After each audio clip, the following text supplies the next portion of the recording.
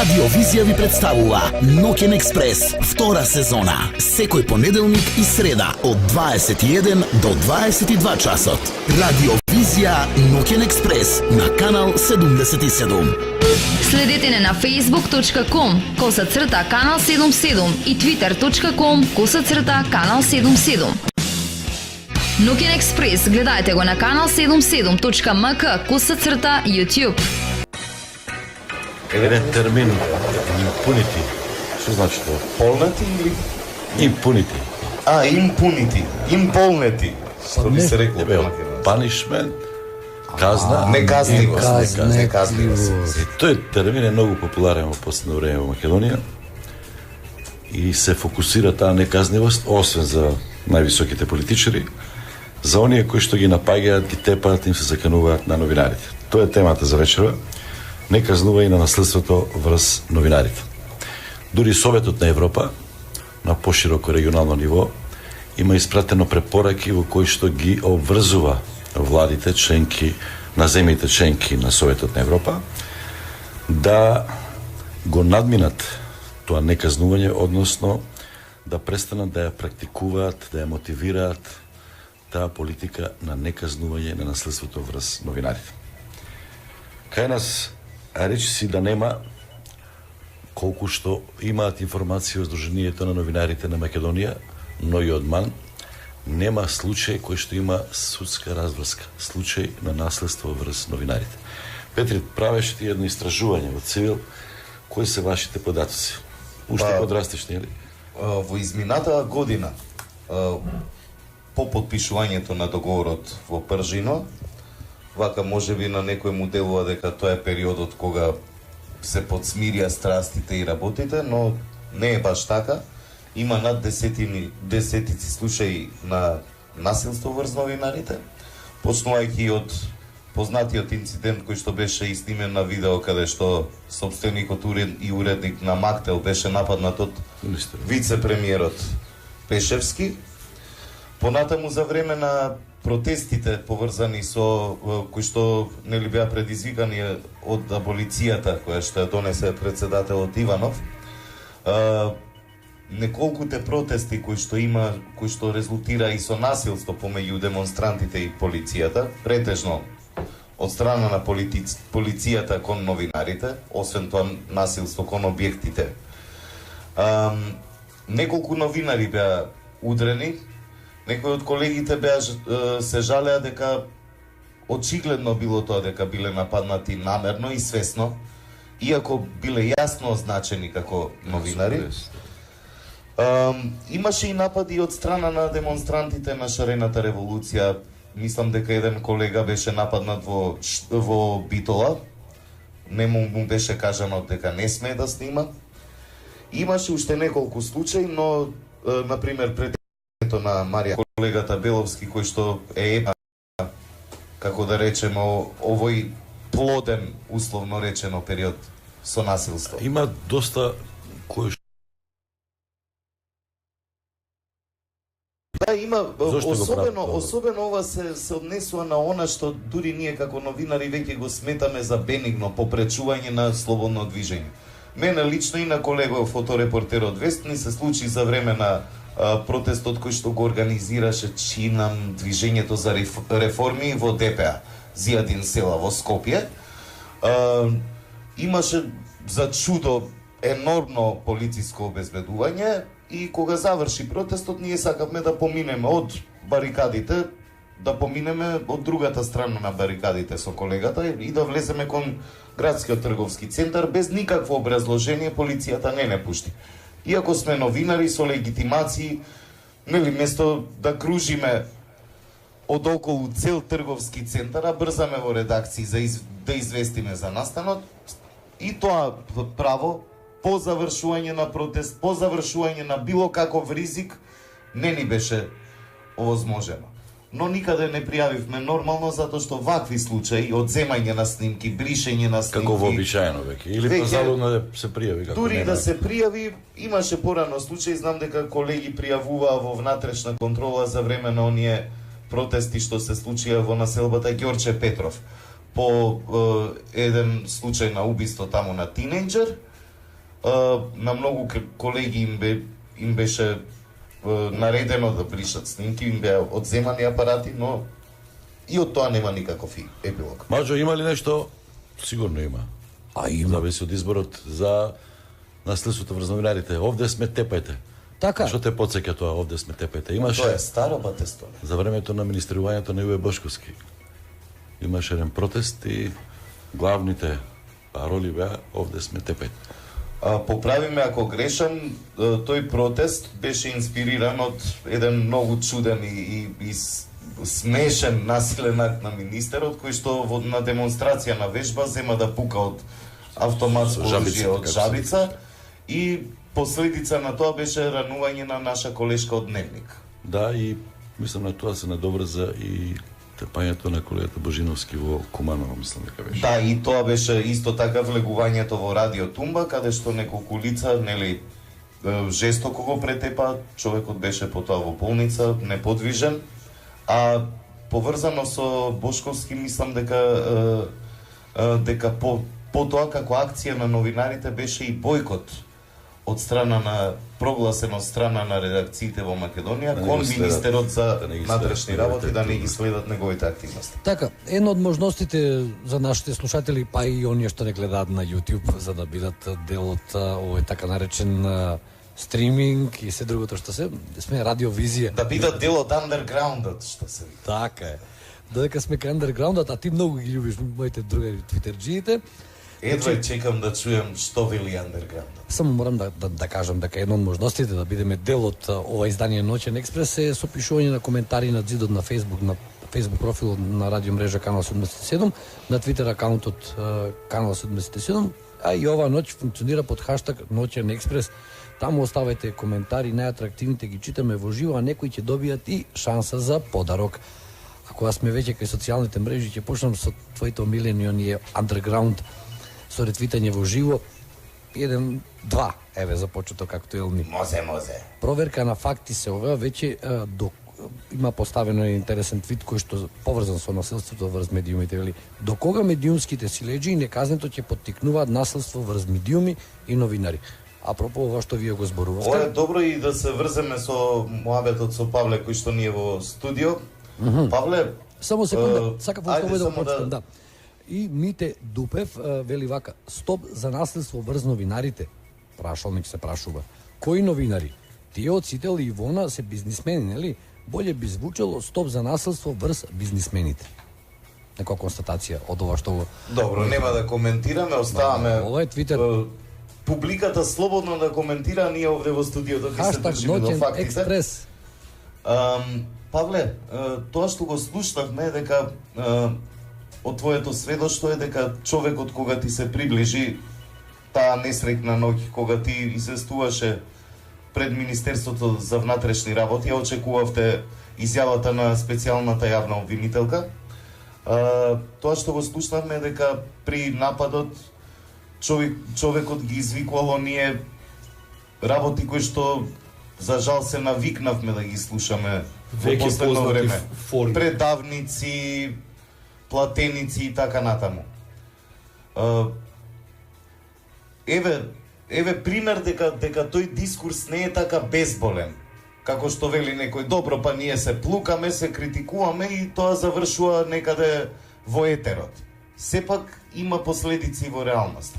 Точно така, Петри, пред се сакам да се заблагодарам за поканата каде што можеме да зборуваме, нели, оваа вечер за нашите проблеми, оние проблеми со кои се соочуваме ние како пред се, како новинари.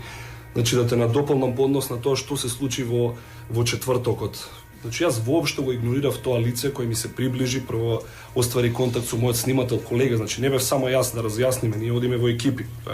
За оние, за нашите слушатели и гледачи вечерва, да разјасниме, ние не сме сами, ние сме екипа која сочинува медиумски работници пред се. Да, нападите се доста често врз новинарите, но и врз нашите колеги, но за тоа претпоставуваме и често и камерманите. И камерманите го изедат кјотекот. Точно така, значи од она што ги сумирав работите утредента, нели, со свежа глава, како велат утрото е попаметно од вечерта, заклучив дека лицето нормално мене не ме познава, така што не можеме да речеме дека имал нешто лично против мене. Тој со Павле нема ништо. Тој не знае кој е Павле Беловски. Може би знае, но неважно. Значи него го интересираше што јас работам вечерта. Знае дека си новинар. А ние сите Тоа добро има знаеме, камера. нормално. Значи тоа беше делокруг, нашиот делокруг. Ние имавме Може да поставена промаши, штатив, камера. може да промаши или знае точно дека е Телма. Не може да промаши, сега Има ќе кажам знак. и од кои причини. Можеше да промаши бидејќи на паркингот пред Министерството за внатрешни работи единствено беше паркирано возилото на Телма телевизија кое нормално е обележано. Бидејќи ние немаме проблем со тоа, како што некои медиуми се обидуваат, знаете, да бидат камуфлира. некаде, а да се камуфлираат. Значи, пред се јас се сомневам дека он го прочита надписот Телма телевизија на возилото.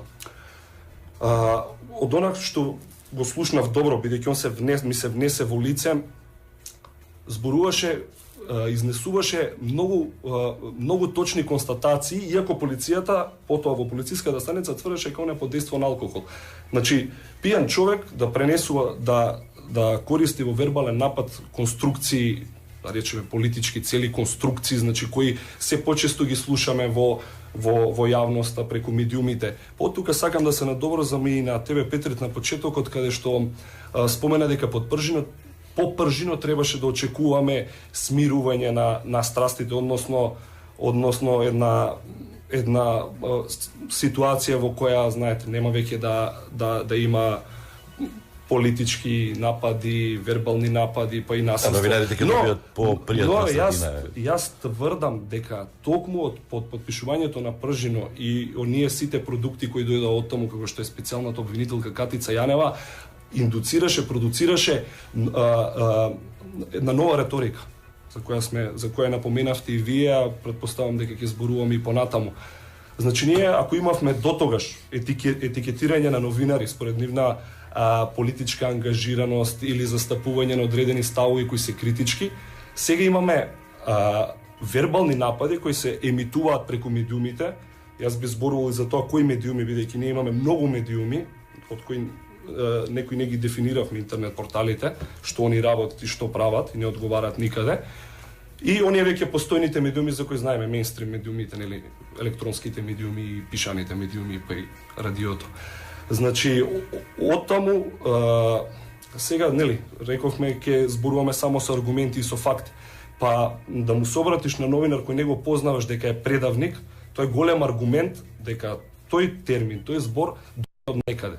Значи, тоа лице, предпоставам, некаде се информирало, го прочитало или го чуло тој термин. Поле, дали си имал проблеми друг пат кога како Телма ќе следите настан кој што е во средина која што е непријателска за вас? Дали попреку тоа е најмал проблем, попреку да ви гледат микро, да ве попречуваат во работата, да има дофрлувања, да има пцуња, да има закани? Столен, дај да не бидам бесконечен безброј да кажам дека сме имале, меѓутоа сме доаѓале во ситуации во кои можам да кажам и ни била загрозена безбедноста, но и вие го напоменавте во едното излагање тоа, знаете, доста често тоа го сметаме за банално. Кога некој ќе ви се обрати на терен, например со термин вие комуњарите, кај мене тоа не идува на подсмет, бидејќи јас сум роден 87 година. Кога еден систем заврши, Сигурно тоа е се во рокот на службата. Значи, самото моje раѓање и постоење е абсурд на тоа што мене ми се обраќаат, нели? Јас сум една нова генерација која воопшто нема ништо со тоа. Да. Ние веќе ако одиме по таа релација, може некој да ти каже ти си социјал-демократ, не може да ти рече ти си комуњар, нели? Меѓутоа добро, тоа се веќе Тоа се апсурди за кои што нема потреба ни веќе да големи система познавање или непознавање на квизот. Едно од прашањата од квизот беше токму за слушна слушателите, може сега полесно да одговорат. Што е квиз прашање? Дали Натепаниот сакаат чоколади или ќотек да јадат новинарите? Натепаниот новинар или нападнатиот новинар пред Министерството за внатрешни работи пред Министерството се вика Димче Беловски, Павле Беловски или Трајче Беловски. Броевите телефонски ги знаат 032-397-707 или 392-397-727. Така и веќе И е поставено и на Твитер, може тука да 24 декември, кога новинарите беа исфрлени од собранието, е познат како Црн понеделник, Црн петок или Црн трајко. Кога тепаш стапот има два краја. Тоа значи, тој што тепа може да биде тепан, тој што тепа пак ќе тепа, Или во стапот не треба да имаш добар апетит. Три се вака интересни одговори. И точно или неточно, овде сме тепајте, беа протестите, значи треба да одговорите со точно или неточно. Тоа беа протести што ЗНМ ги организираше во времето кога министр за внатрешни работи беше Јуомир Фрчковски. Точно или неточно. Така Доста теми за размислување, малку реклами, па се враќаме во студиото, интересен муавет со Павле Беловски, а и со други гости. Уште Радиовизија.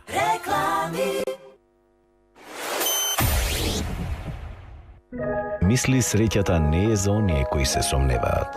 Седат по дома и ја чекаат. За неа се бориме секој ден. Среќата е за оние кои пробуваат нови работи, кои не бегаат од проблемите и храбро одат напред. Мисли тоа срцето за својата среќа. Мисли Уникат. Биди наш репортер од терен за секој застој на патот, проблеми во одвивање на сообраќајот, непримерно однесување, потреба од предупредување на учесниците во сообраќајот, пренасочување, сврти на бесплатниот телефон 0800 80 222 и информирај. Откако ќе го сврдите бесплатниот телефон 0800 80 222, почекајте на сигналот за снимање. Потоа соопштете ја пораката и очекувајте ја во сообраќајниот сервис на канал 77. Врвно HD доживување со кристално јасна слика и најбараните канали било каде во Македонија. Нова платформа Total TV V2.0 со најмногу канали по висока резолуција веќе во основната понуда. Со Cinestar премиер пакет 2 години бесплатно, бесплатна инсталација, set-top box и антена. Total TV 10 години со вас. Контакт центар 02 30 63 000. Посвети се на вистинската љубов и уживај во неа. Делукс од Елит, ваша вистинска љубов. На здравје кафе. Елит Турско Делукс.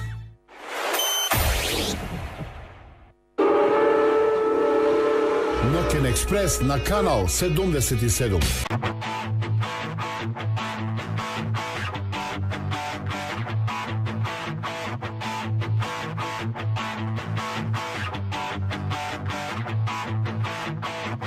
Откако замина, на ништо не мислам. Живеам за себе и немам грижи за тебе. Мој дом е секоја станица. Ке ја поминам и најтешката граница. Ке патувам и ке најдам нова љубов. Ке сонувам и заборавам на се. Ке патувам, нема да тагувам. О, еден ден, друга ке заљубам. Еден ден, друга ке заљубам. Носам со себе куфер со спомени, многу вистини, но заборавени. Мој дом е секоја станица. Ке ја поминам и најтешката граница. Ке патувам и ке најдам нова љубов. Ке сонувам и заборавам на се. Ке патувам, нема да тагувам. О, еден ден, друга ке заљубам.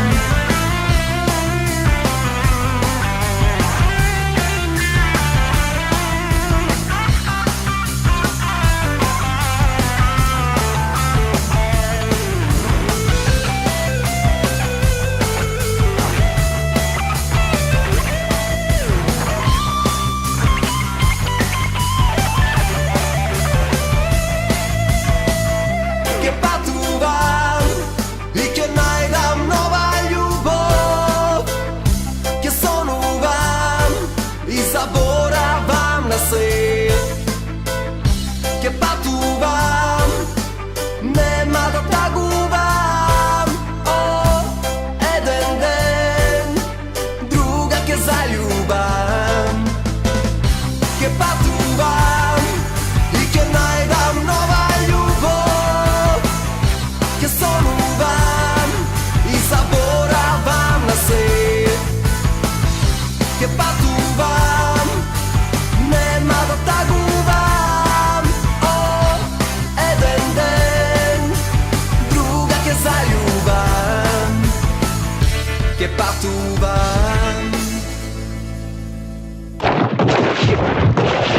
Овде сме.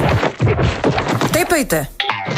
Антипропаганди правите, памтени сте од сија работите против Република Македонија. Да знаете тоа. Треба чутек за вас. Што бегаш, што се плашиш? Па имаш спреј. Па тргни го спрејот, фрли го спрејот. Дојди. Ме нарече. Обишто куручи. Не, Александър. Овде сме. Тепајте. Специјални вести, феноменални вести, владини вести, неизвестни вести. Не прислушувате, слушајте радио. Слушајте Ноќен експрес, не прислушувајте. Никој не ги сака новинарите. Не можам да ја заборавам никогаш таа мини анкета која што Бора Ѓорđević на прашањето омилено животно одговараше новинар. Тажна е таа. Секој се криви новинарите, секој ги сака која е во опозиција. Кој е на власт, никој не ги сака. Милион примери ги ви кажам. Знаеш што, воопшто доживувам и јас лично. Еве, се дружам со вас и кога имам мака, некако ми доаѓа, ќе им кажам на новинарите, а дедо ми се сеќавам, не знаев што му е финтата. Тој вика, немој случајно да те видам на телевизија.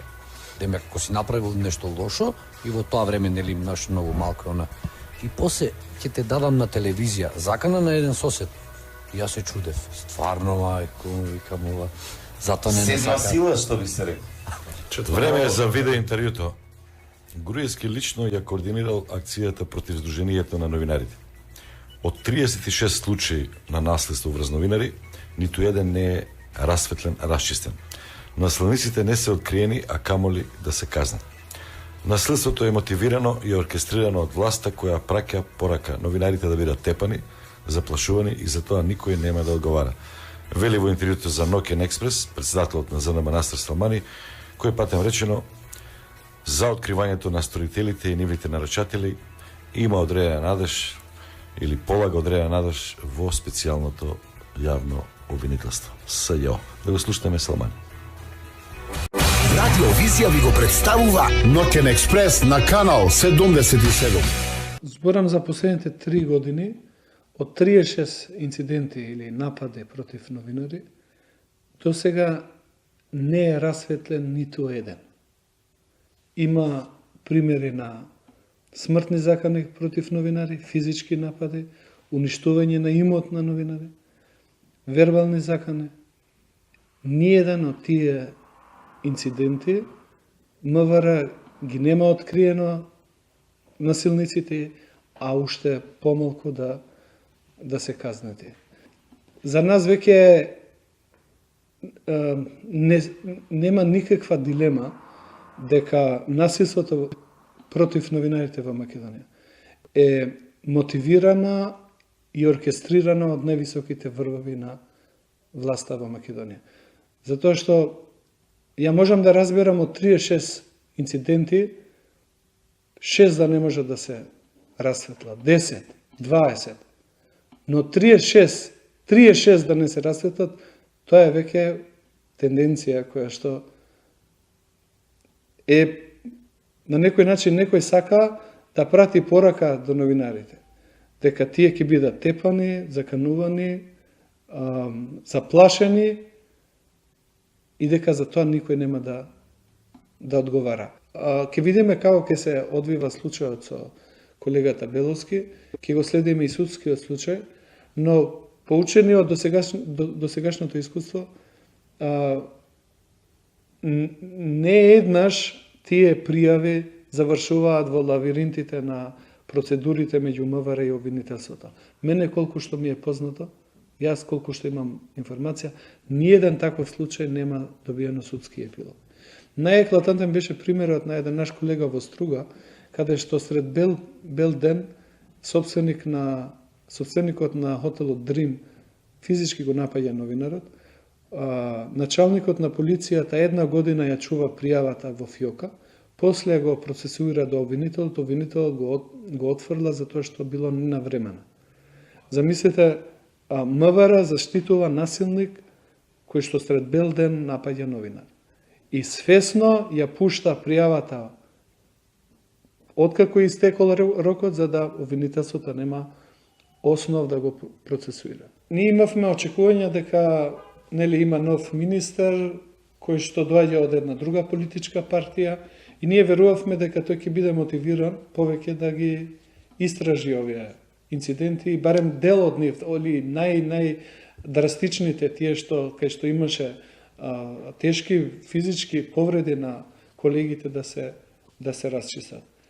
Како што и вие знаете, резултатот ние го замоливме и го повикавме да направи се што е во негова моќ да ги истражи тие случаи.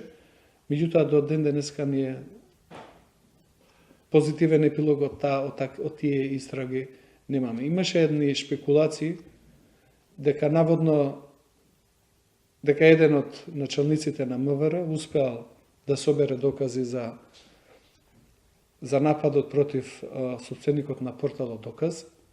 Тоа било документирано, луѓе блиски до обезбедувањето на високи државни функционери.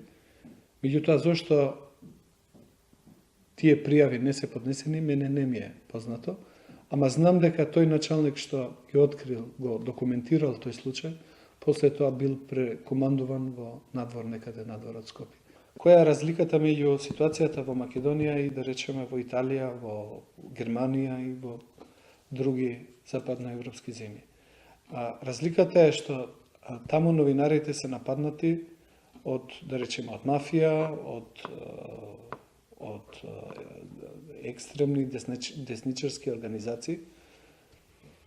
Меѓутоа, владата, институциите, полицијата веднаш реагира и ги открива сторителите и ги процесуира тие случаи преку полиција, обвинителство и судовите. Проблемот овде во Македонија е што за нападите стои директно владата. Вие знаете дека имаше луѓе беа нападнати со метални шипки по глава на новинари. Ја мислев дека следно што може да се случи во Македонија е да убијат новинар. И затоа побарав од нив, замолив од нив да реагираат кај македонските власти, да прекине таквата практика на насилство против новинари.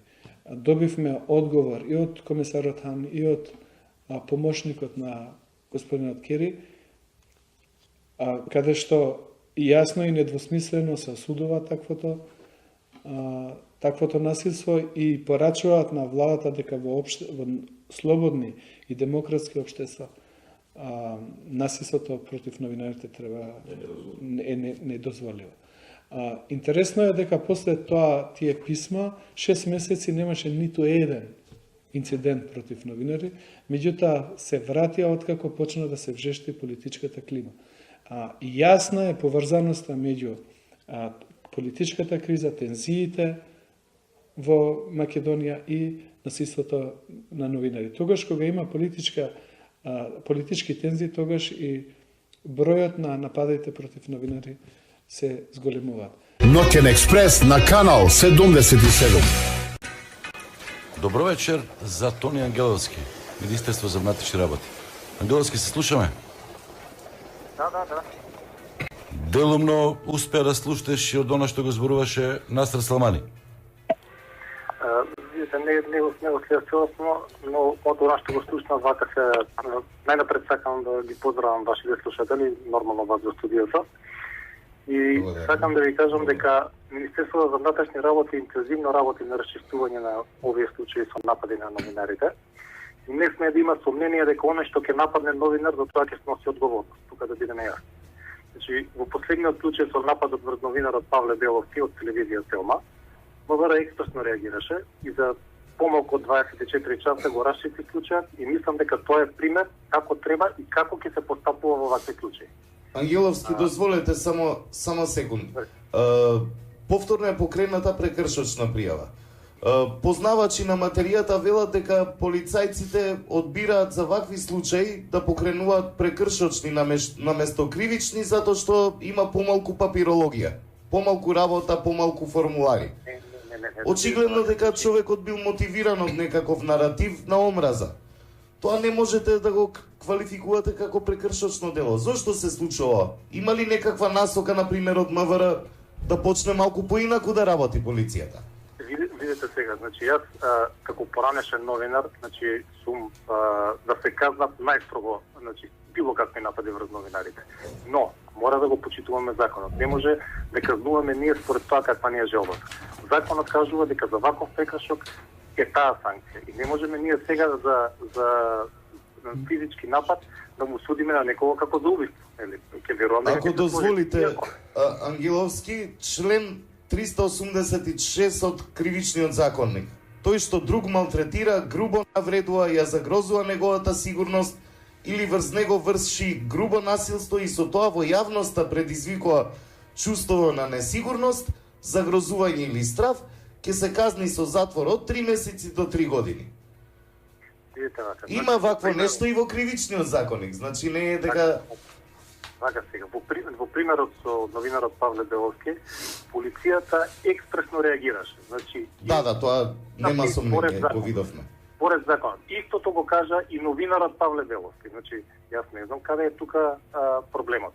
Значи, и оштетениот беше задоволен и од реакцијата на полицијата и од сето тоа како нели се врши. Тука е оштетениот. За помалку од 24 часа е расчекан случај. Значи немаше сега видите, значи мора да го почитуваме законот. Ние не можеме врзовно на тоа какви желби имаме да постапуваме, нели? Ова се законски можности, Тони, се извинувам што те прекинувам. Меѓутоа, еве конкретно Телма како правен субјект ќе го гони истото лице според членот 386, односно за насилство. Значи, постои можноста и самите полицаи да го сторија истото, а не ние, не јас, не мојот работодавец. По однос на тоа дека полицајците реагираа молскавично брзо и не дозволија поголем инцидент, да бидеме дополнително шиканирани и повредени, меѓутоа сега зборуваме за ова што ни го нуди закон. Да. Повелете ваш коментар, Ангеловски. Видете, значи, јас стојам на фактот дека МВР, значи, не сакам сега да толкуваме тука закони, значи, она што е направено е како што е наложува законот. Добро, понатаму постапката е субсидијарно. Вие по службена Беловски субсидијарно да си ја брка работата. Ангеловски, не е премногу задоволен Салмани и од новата власт во Министерството за внатрешни работи. Претходно 3-4 месеци беше Спасовски, сега колку месец дена, нема се уште и покрај сите ветувања расчистено ниту еден случај од тие 36 што се пријавени како регистрирани. Што е проблемот? Спори се постапките, се кријат докази, се уништуваат докази. Вака, значи, Полициска солидарност меѓу себе, полицајците ако се инволвирани во некакво наследство врз новинари, па се кријат едни со други. Вака, во врска со нападите на новинари кои се случија во претходните години, односно кога начело на МВР беше друга раководна гарнитура, нели не оваа сега што е, Министерството за внатрешни работи изработи анализа со цел прецизно да се утврди на кој ниво се истрагите за овие случаи. Особено заради фактот што во зависност од лицето кое било нападнато, имаме очигледна разлика во обемот, во интензитетот и динамиката на спроведување на оперативните истражни действија од страна на службите во Министерството. Најголем проблем представува тоа што во одредени предмети се пропуштени действија и постапки кои требало да бидат преземени веднаш, односно во кратки временски интервали, за да се добијат валидни резултати. Исто така, постојат согледувања дека во одредени предмети недостасуваат докази или елементи кои во рамките на истрагата би допринеле за откривање на сторителите. Значи, оперативните истражни действија за овие случаи во МВР во рамките на можностите се интензивирани. И кога ќе има конкретни резултати, ние веднаш ќе известиме јавност. Ангеловски. Повторно, значи има одредени пропусти кои што се направени веднаш, а не смеја да се случи. Благодарам за јавувањето и да ти кажам, тешко е да бидеш наследник на Иво Котевска. Ви благодарам и на вас. Пријатно, Тони Ангеловски, Министерство за внатрешни работи. Следува Ивона Талевска од Македонската асоциација на новинари, другото новинарско здружение, и таму имаат регистар на новинари кои што се нападнати, да ја слушнеме нивната приказна. Специјални вести, феноменални вести, владини вести, неизвестни вести. Не прислушувате, слушајте радио. Слушајте Ноќен експрес, не прислушувајте. Ова е еден од 13 случаи кои што Македонската асоциација на новинари ги има регистрирано за напади на новинари. Пред се станува збор за настани организирани од Социјалдемократскиот сојуз на Македонија, каде што новинари на Сител, на вечер на Медија Принц Македонија, на Канал 5 воопшто не се добре дојдени. И како што впрочем Зоран Заев во неколку наврати изјави дека ние сме негови државни непријатели број 1. Министерството за внатрешни работи досега, освен еден информативен разговор со мене и со моите сниматели, нема превземено никакви други активности за расветлување на овие случаи. Противно на ова, она што ЗНМ го регистрира како напад на новинари, вклучително и лица кои што се нерегистрирани работници во интернет портали, Министерот за внатрешни работи Оливер Спасовски оствари средба со раководството на ЗНМ во насока да им даде поддршка дека истите овие инциденти ќе бидат расветлени. Меѓутоа до ден денеска немаме расветлување на тие случаи, освен што за така наречени новинари, за лица кои се обични рекетари и насилници, како што е Сашо Ивановски Политико и неговиот пријател од друг портал, му го заборавивме за како беше, за кои што постојат добити заедно со Зоран Божиновски, се прикажат како новинари, кои што трпеле насилство од државни представници на Република Македонија, што е апсолутно неточно, бидејќи станува збор за бивши новинари, а не се сегашни новинари. Тие се сега блогери, лични предприемачи, бидејќи Насер Селмани, токму тој и Сдруженијето на новинари на Македонија заедно со СДСМ беа противници интернет порталите да влезат во категоризација на медиуми во последните законски измени во законите за медиуми и аудиовизуелни услуги, со што нивки им беше обезбедена правна и социјална заштита. Вака се тврди дека се новинари само за да се добие некаква политичка корист, а од друга страна законски тие не се новинари, за да сметаме дека се повредени на работно место или се нападнати од било кого во држава. Кому новинарите сметат кога си вршат својата работа? Можеме да констатираме дека се удира по самерото, не по магарето и дека луѓето собствениот бес и собствениот неуспех и личните фрустрации ги канализираат на погрешен начин. Така што не е сега исклучок однесувањето на членовите на СДСМ на ова раководство, само да кажеме. Генерално станува збор за политика на непријателство према новинари и према медиуми. Што Македонската асоциација на новинари превзема во овој правец? Ние не можеме да ги спречиме нападите, бидејќи нели секој голем настан има многу учесници. Македонската асоциација на новинари врши обука на новинарите како треба да се однесуваат кога одат да известуваат од ризични настани, како што се митинзи на политички партии, насилни демонстрации, етнички демонстрации, кризни подрачја и така натаму. Обезбедуваме правна и здравствена заштита пред луѓето да отидат на терен. Осигурени се нашите новинари и членови дополнително за известување од ризични подрачја. Ивона, завршил ли некој случај на суд? Еден случај успеав да го добиам на суд. Меѓутоа во тој момент Насер Салмани и ЗНМ преку ноќ за затворени врати со тогашната вице-премиерка Теута Арифи успеа да направат декриминализација на навреда и клевета. И мојот случај фактички не беше преквалификуван, бидејќи беше од првостепена на апелација и буквално падна. Значи, судиите не знаат што треба да направат. Радиовизија. Реклами.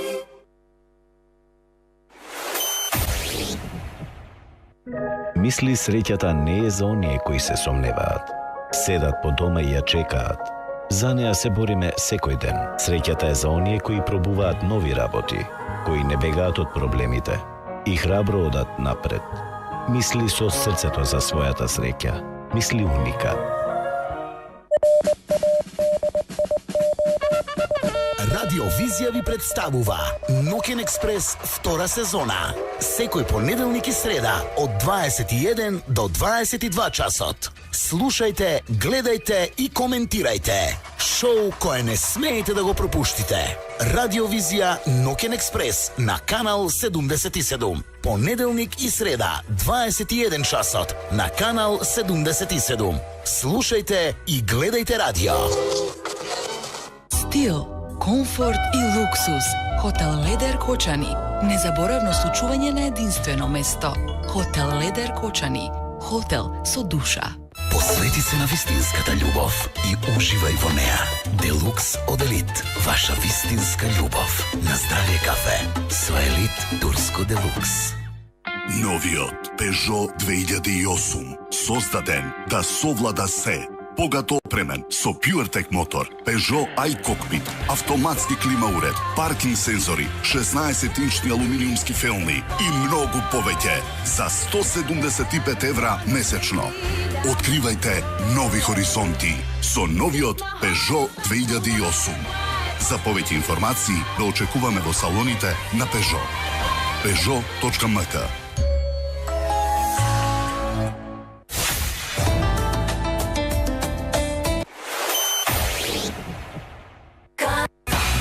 Ноќен експрес.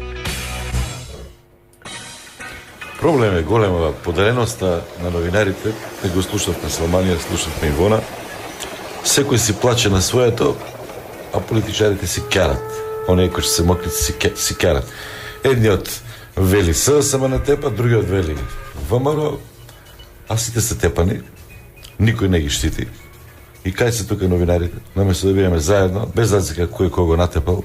Добро, ајде сега ја да нафрлам една теза во тестове, пошто ја не се согласувам со тезата дека новинарите се поделени, новинарите се единствени, а не новинарите се со спротивни ставови со новинарите, затоа што новинарството не може и плюс нема право некој да каже овој е новинар, овој не е новинар. Професионални стандарди. Тој што работи за работа. Тој што работи медиумски производ според новинарски стандарди, тој е новинар. Тој што не го прави тоа, не е новинар. Така вели светската наука, светската пракса, светските здруженија. Никој не сме да каже овој е новинар, бивши новинар, сегашен, ваков таков. Тој што во моментот создава таков производ е новинар. Зборувавме со Павле за пораката на неказнивост. Сосем е друго државата кога екс официо по службена должност утужува или бара некого за насилство, сосем е друго кога приватно е оставено на Павле или на било кој друг колега да си ја бара правдата на таков начин. Постоја две можности, Петрит. Јас да возвратам кога он физички ме нападна. А машала, не си мало момче вака. Да, може би премускуитетно е да ме опишете, меѓутоа да, можев да возвратам, бидејќи стварно располагам и со физичка снага, но тогаш ние двајцата ќе одговаравме за нарушување на јавниот ред и мир и ќе бевме две лица физички кои се скарале за нешто. Јас сакав ова да го подигнам на повисоко и на институционално ниво. Односно, државата да остави пример. Нели ние бараме постојано државата, ние новинарите постојано во нашите прилози, значи во она што го работиме секојдневно, ја бараме државата да одговори за ова, државата да одговори. Така да овој пат се најдов во ситуација каде можам за мојата професија да барам од државата. Значи државата може да го гони ова лице според кривичниот законит и тоа де факто го пишува. Значи, нема овде калкулации. Значи, лицето е веќе, колку што мојата новинарска, колку што ми дозволија моите новинарски можности да го истражам, лицето во 99-та година како малолетник сторил кражба.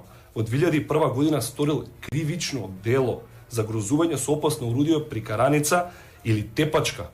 Зарем недостасува аргументи на полицијата, односно на институтот дека полиција, не се работи за изблик, туку за изблик, не се работи за афект. Значи, многу си песимистички расположен. Воопшто, кога го слушаше Насер, кога рече, он зборува за еден пример пред неколку години, кога рече, очекував следно да се случи убиство.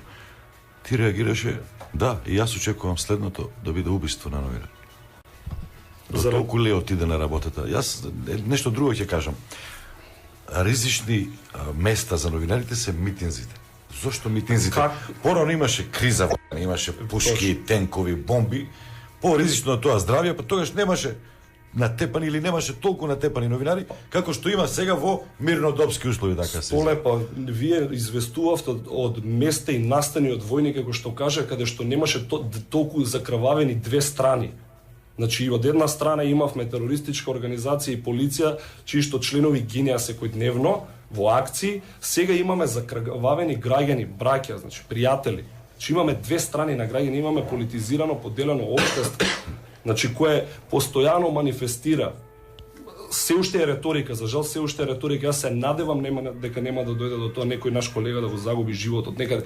Меѓутоа да видите кога велиме загуби животот, тоа не треба да биде да дојде од тенк или од пушко митралес, тоа може да дојде само од едно потурнување, да паднеш на плочникот.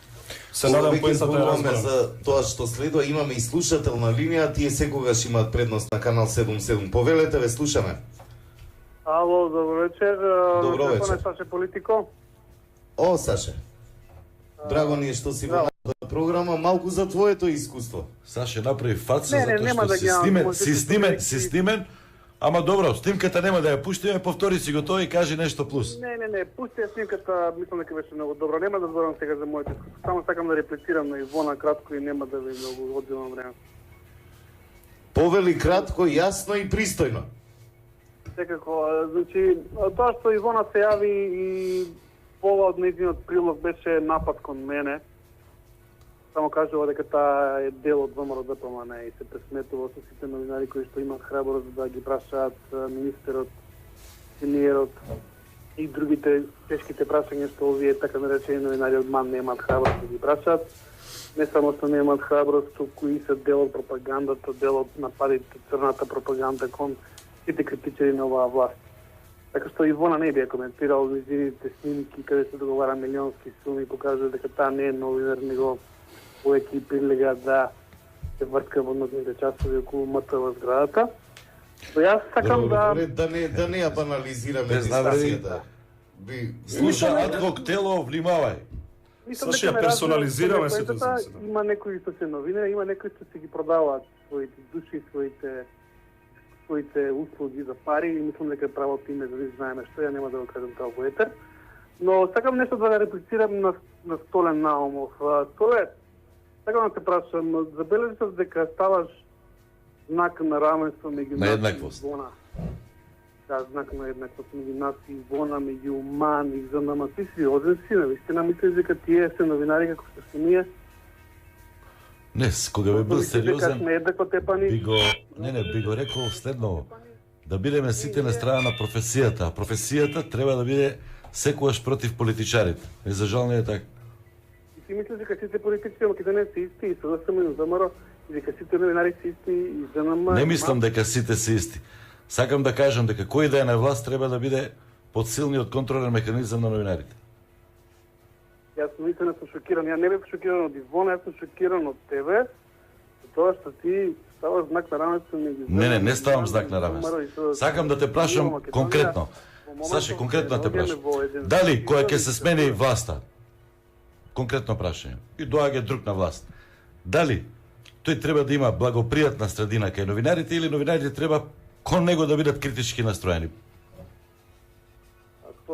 Прашањето ти е банално, се разбира дека треба да биде критички. Добро, па мислам дека истото го зборуваме цело време. Не го зборуваме истото. Ти стави знак на равенство меѓу нас и Латас и Ивона. Дали си ти свесен што кажува емисија? Не сум ставил.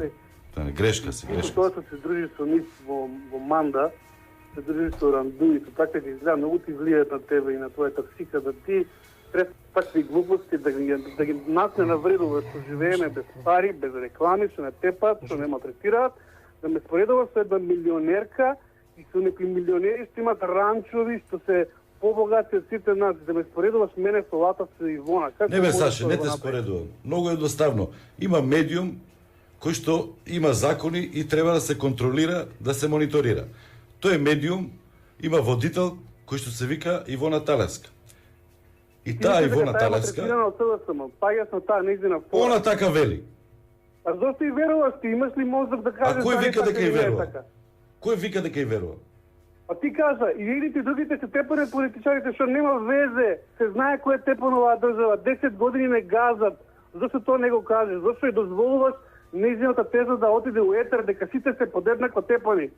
Се глупост, невидено. Мора да се слушнат сите страни, а слушателите се доволно паметни. Саше, ќе го продолжиме разговорот.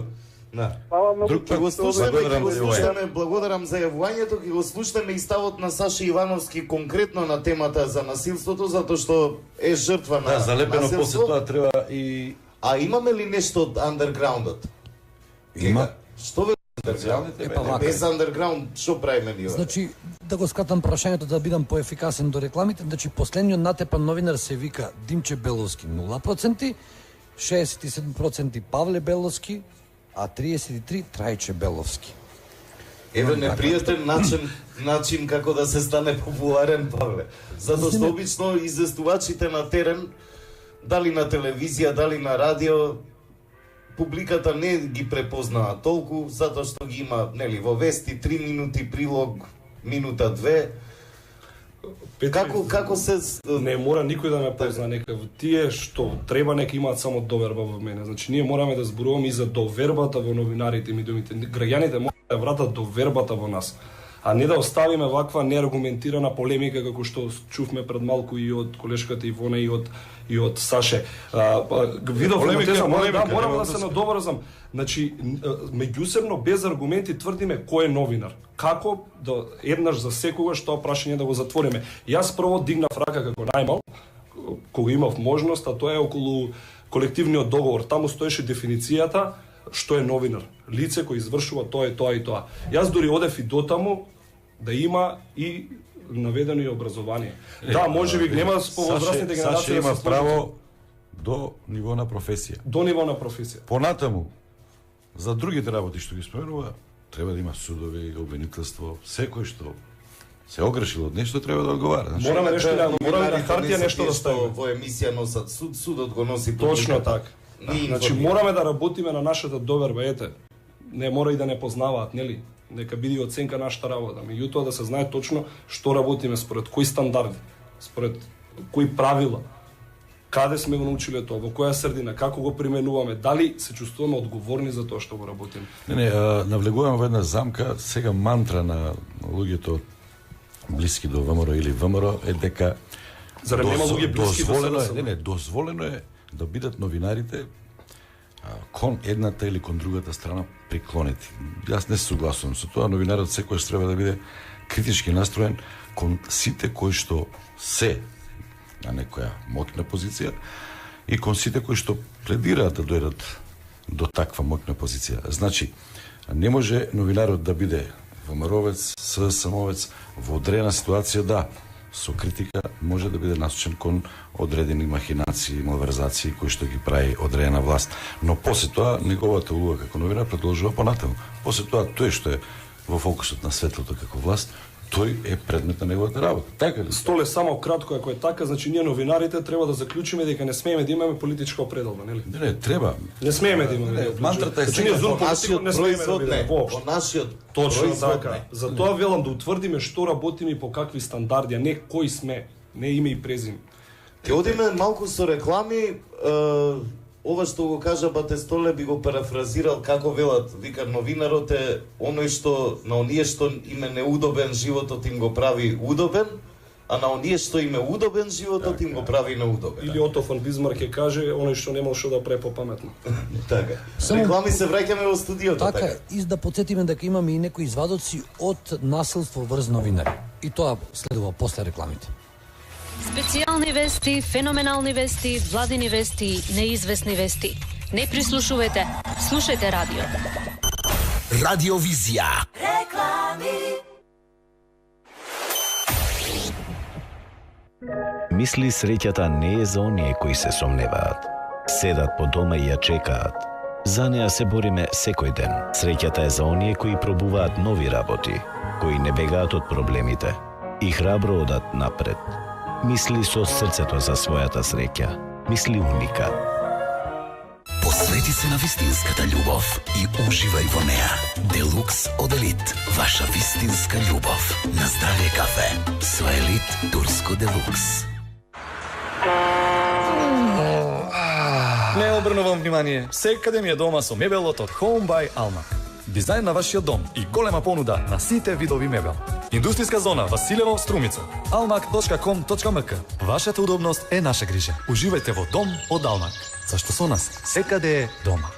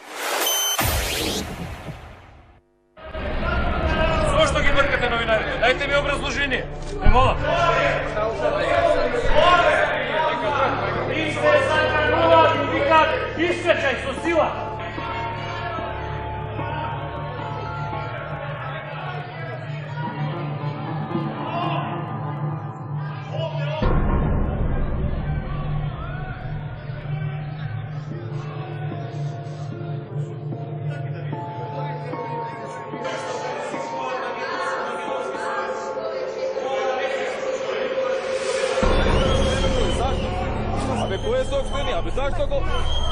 Ајде.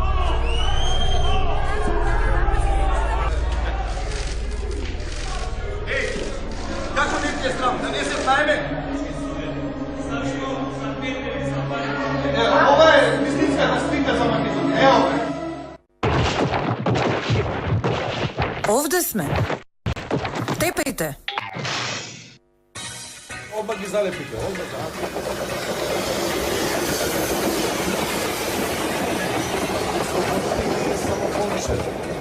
Еве, тука сме, добре.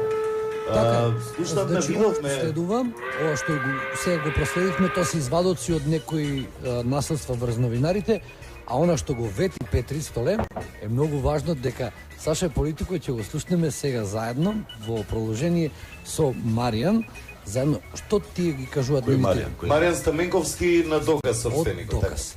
Така, нив двајца ги слушаме. Слушајте Ноќен експрес, не прислушувајте. Нападот се случи 20 јули 2015 година. Бе нападот од 5 луѓе пред кафичо во Скопје Балет. И тогаш рекол дека нарачателот е поранешниот директор на УБК, затоа што објави фотографии каде што тој беше сликан со својата швалерка на одбор во Грција. Тоа се случи после тоа. Добив инспектор кој го водеше делото, кој за волја на вистината беше професионален. И што доби тоа беше избркан од делото, казнет, затоа што делото го доведе до крај. Како го доведе до крај? Откривме видео снимка од самиот напад, значи улицата 5 души како ме удираат, напаѓаат, сето тоа. Најдоа докази, предмети со кои што бев удиран. Комплетно се, значи МВР во тој дел си ја заврши работата за да дојде до јавен обвинител. Но што се случува во меѓувреме? Инспекторот кој што го води делото го обвинува дека соработува со мојот портал како информатор, го тргаат од делото и го стават на многу пониско работно место. Од тука моето дело застанува скроз. Ме праќаат кај јавен обвинител Ненад Савевски, кој што сега по награда затоа што ниту еднаш не повика и него почна делото, е награден со судија Кривич. Значи сега во моментот нема обвинител на моето дело. Што се случува друго во приказната? Ние имаме министар кој што е дојден од опозицијата сега повторно. Разговарам со луѓе кај што него во врска со мојот случај и дознавам дека доказите, предметите за кои што сум напаѓал, едноставно во депото на МВР ги нема. Значи топоруваме за стаклено шише, полициски пендрек, бейсбол палка, отисоци, траги од крв. Тоа воопшто во МВР го нема. Инаку дознавам дека тепачите од кои што едниот веќе доби кривична пријава од мене, затоа што го препознав на соочувањето, веќе добро го видов, се наоѓа во странство, другите четворите сте вработили во МВР како полицајци. И едната и другата страна во разговори, значи не официјално, чекај да се смени власта, чекај да видиме што ќе се случи. Мислам дека ќе се запошоти. Дали ова некаква порака кон новинарите што е работат својата работа? Порака има секако, престанете, инаку следното се знае. Ќе пуснеме од возило движење, ќе вие нападнеме со милијата, повторно ќе ве претепаме. Веќе преоѓаат на највулгарното, на физичка пресметка. Но уште пострашно е што самите напади не се решаваат, нема завршеток. Овде сме. Тепајте. Антипропаганди правите, памтени сте од ција работите против Република Македонија. Да знаете тоа. Треба чутек за вас. Што бегаш, што се плашиш? Па имаш спреј. Па тргни го спрејот, фрли го спрејот. Дојди. Ме нарече. Обично.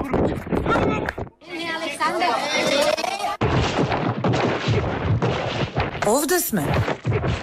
Тепајте. Господин Ивановски, вие имавте едно непријатно искуство како новинар да бидете нападнат од висок функционер. Да. Како е да се биде додека сте на работа, а при тоа да се врши притисок од највисоко место? Не знам дали знаете дека јас не сум само нападнат од Пешевски, јас бев удиран и напаѓан и од бодигардите на Груевски, кои што кој ќе се појава на негов пред, они ме пречекуваат едно 50 на метри пред Груевски, ме лактаат, ме гураат физички, ме оневозможуваат да се приближам на Груевски. Но, велам, мојот напад не е само да се казнам јас, него да се прати една порака и до другите новинари што ќе се дрзнат да излезат од рамката која што дозволиле Груевски, да дека и они ќе бидат нападнати. И ете се случи, видовте ли што му се случи на новинарот на Телма пред некој ден. Исто и тој разбрав дека поставил многу незгодни прашања кон заменик министерот за МВР и веднаш потоа дошла некоја будала и го ишамарала и чукала. Значи и другите новинари што ќе се дрзнат да одат по мојот пат, ќе им се случи истото. Да не беше Пешевски нападот кој што го снимивме ние случајно, немаше ни тоа да има видео снимка, тоа ни тоа ќе го изнегира. Играта е многу перфидна игра и тоа е тоа. Ивановски, до каде е вашиот случај? Вие пријавивте ли Пешевски? Знаете како има малку чудни закони во Македонија. Во Македонија законот вели дека ако некој се обиде да те удри, тоа не е кривично дело. И дури ако те удри, ако немаш последици здравствени, пак не е кривично дело, што е многу смешни закони има значи во Македонија дело. Така да и моите напади од мојот колега Спасовски, што ствари не е мој колега, тој е обичен крутон. И нападот и со Пешевски, ја немав големи последици по здравието и затоа не можев да ги тужам кривично, туку само прекршачно, така да таму се водат некакви прекршачни процеси. Докаде се? Па не сум сигурен, не сум проверил, но интересно беше што оние напади кои што ја има последици, а тоа е кога ме изчука пред зграда битанги со стапови, тогаш МВР не се потруди да ги дознае, но да беше нападот некој таков крутон ќе го фатеа одма с места, цела фамилија ќе му апсеа до трето колено, но бидејќи сум јас не можев воопшто ни полиција да повикам на време и сигурен сум дека Спасовски го фати сега да анализира таму по тоа списите, ќе види дека никаков случај не се водел за мојот напад. Така да и мојот напад и другите напади, знаете дека беа запалени джипови на новинари, беа шарани џидови со спреови, свашта беше правено овој период. Ништо тоа, беше и уште еден мој колега исто така претепан, Маријан Стаменковски, ништо тоа нема никаков епилог. Овде сме. Тепајте. Ноќен експрес. Јузо на канал 77, Ноќен експрес, со нас во студиото колегата Павле Беловски, ќе го вклучиме набрзо и колегата снимател Љубовчевски од Игор Љубовчевски од вас. Кој што имаше прилично незгоден случај 2007 година и предизвика голема солидарност во професијата. За прв пат видовме таков случај, камерите на сите медиуми да се спуштат на пресконференција на тогашниот премиер. И тоа на пресконференција на Никола Груевски. Снимателите испаднаа многу посилни, посолидарни. Детектираш ваква солидарност во професијата. Прилично и за твојот случај се дигна. Точно така. Меѓутоа да не заборавиме, снимателите имаат што да спуштат, не новинарите пенкалата ги спуштат. Не, новинарите можат воопшто да не присуствуваат на пресконференцијата. Имаше такви случаи. Меѓутоа, што се случуваше? Се одложуваше пресконференцијата токму на Груевски. Па после тоа се јавува од телевизиите директно на уредниците и се враќаат во тројца. За жал, ќе ви кажам наискрено, некои новинари кои што сега се главни опозиционери тогаш на таква пресконференција на Груевски се враќаа. Кога една телевизија, што сега нема, беше во добрите, така да кажам, со Груевски. Значи, многу се работите поинакви од ова црно-бело гледање што се обидува некој да го наметне. Социјални медиуми. Ивановски наметна една теза дека поради прашањата ваши не... Само за информација на колегата Саше, значи за јавноста да знае, значи последователно после заменик министерот Оливер Андонов конференција имаше Оливер Спасовски, јас го ми поставив буквално истите прашања со истата жестина, професионално, со истата жестоко, значи воопшто не ги штедев аргументите на пресконференцијата. Така да воопшто не ги мериме соговорниците, нели? Ние ја бараме вистината, бараме она што е во интерес на јавноста. Ниту не еден материјал ние дома не го носиме, тоа пред се мора да разберат нашите слушатели и гледачи. Значи кога нешто ние работиме, никој дома не си го однал материјалот па да го имитува или да го преработи или ние се да го држиме така е во папка, значи ние се го емитуваме и тоа оди во интерес на публиката. Имаме уште еден слушател на линија. Игор. Игор Љубовчевски. Игор, добро вечер. Добро вечер. Тоа беше многу одамно, Игор. Тоа го земавме како пример прв таков пример во кој што за жал само снимателите, не и новинарите беа максимално солидарни, ги спуштија камерите. Може ли во кратки црти да го раскаже што е настан, што се случи на Патарината, па после тоа реакцијата и што се случи, кој е епилогот? Дали се пронајдени сторителите, дали се казнети? Како заврши целата таа? Настанот беше, имавме некои работи на Патарина кај Тетово.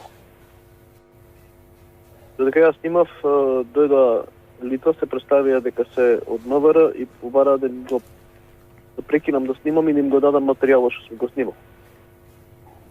Ја им кажав дека не можам да го дадам материјалот што снимам, зашто е службен материјал, јас сум службено пратен тамо и дека тоа има тежина подеднаква како јас да им кажам да ми го предадат нивното оружје. Како да му кажам јас, дај ми го ти мене пиштолот. Веднаш потоа следуваше насилна реакција, така? Ама извинете, малце лоша е линијата. Продолжи.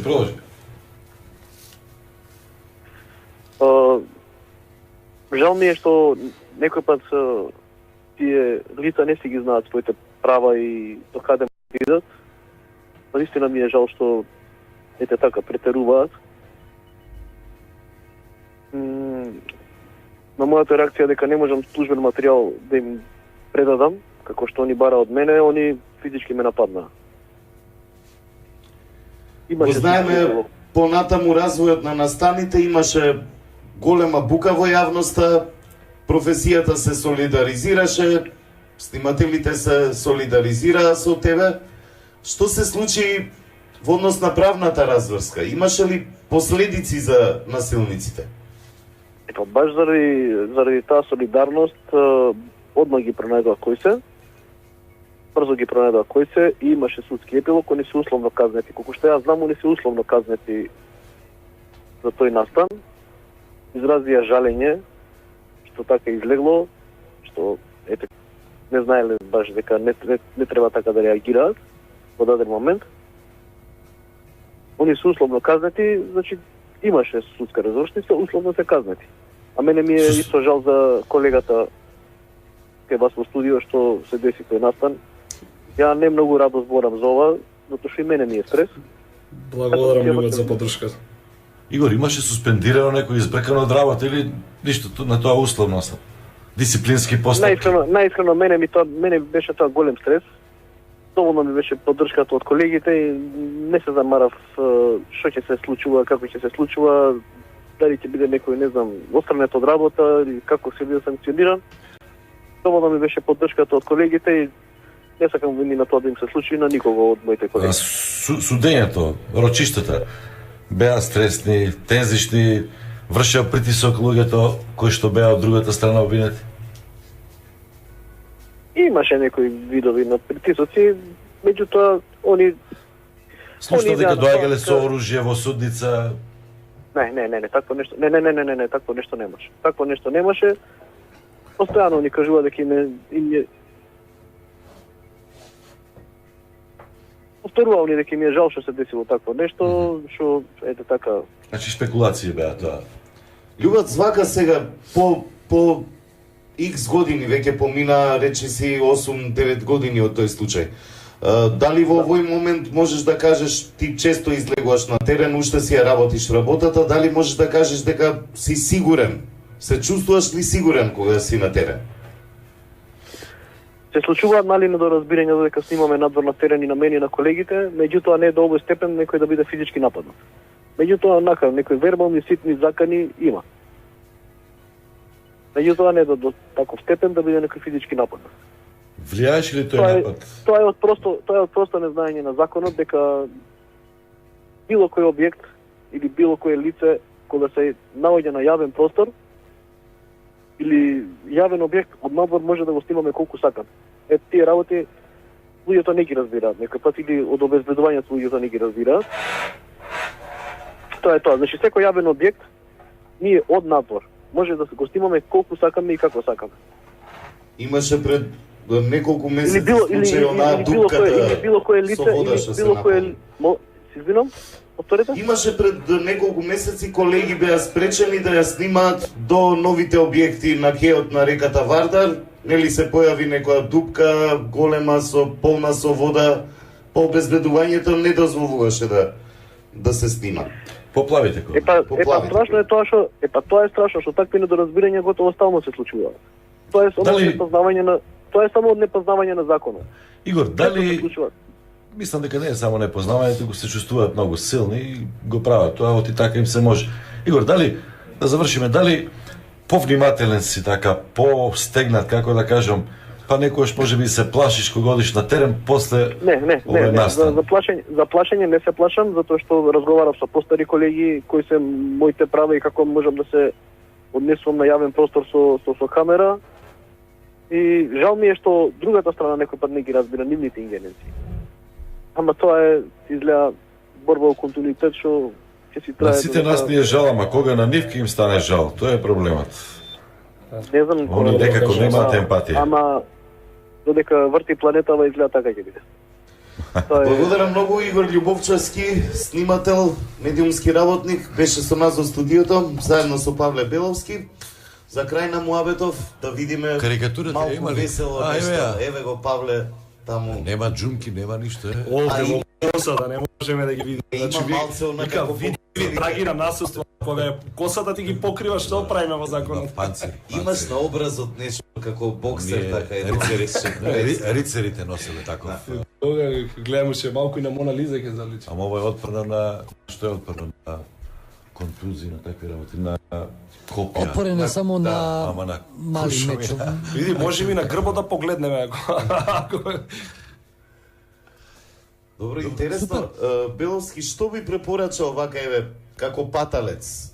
Што треба и како професија да направиме, што треба институциите, еве Љубац кажа дека добар дел од оние кои што имаат овластувања да применат сила без огледали се во МВР, дали во некое обезбедување, не си ги знаат баш добро надлежностите.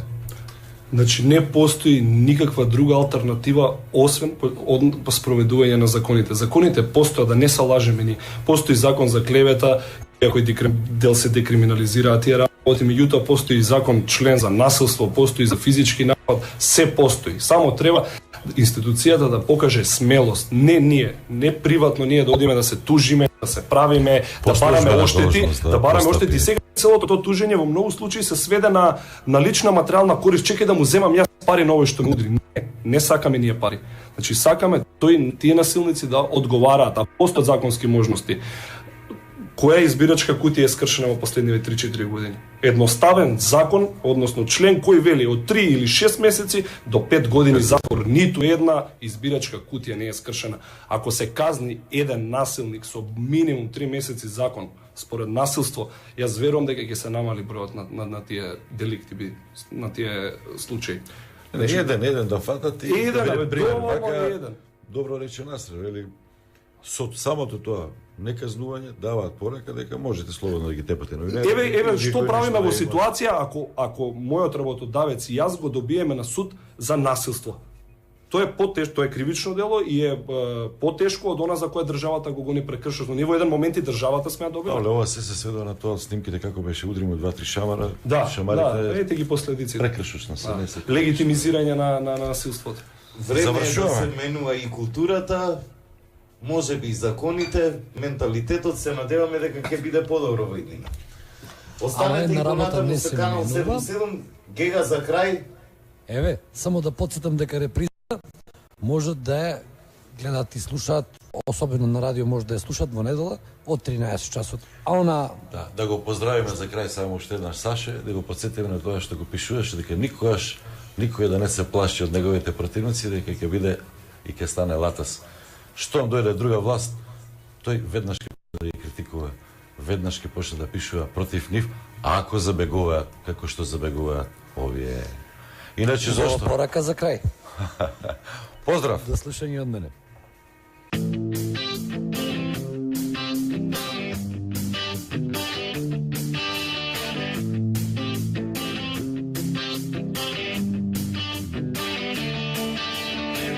Колку пати да ти кажам во очи, дека не си за мене. Колку пати да ти кажам, не сваќаш и не ме разбираш. Колку пати да ти кажам во очи дека не си за мене. Колку пати да ти кажам колу да ти писма ми праќаш. Не ми се допаѓаш. Не ми се допаѓаш. Не ми се допаѓаш. Не ли ме разбираш?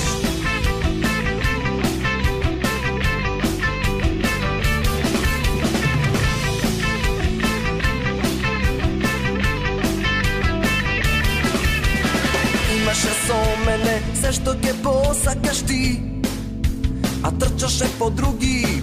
Штом ќе те поканат, излегуваш веднаш без да размислиш еднаш.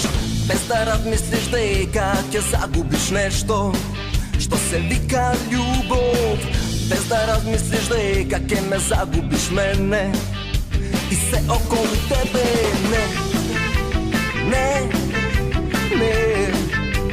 Не ми се допаѓаш. Не ми се допаѓаш. Не ми се допаѓаш. Не ли ме разбираш? Не ми се допаѓаш. Не ли ме разбираш?